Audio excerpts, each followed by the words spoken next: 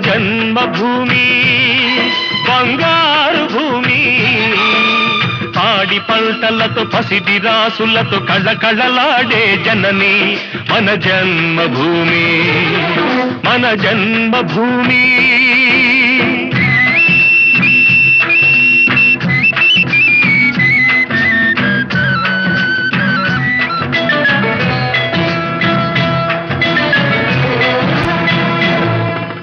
రైతు లేనిదే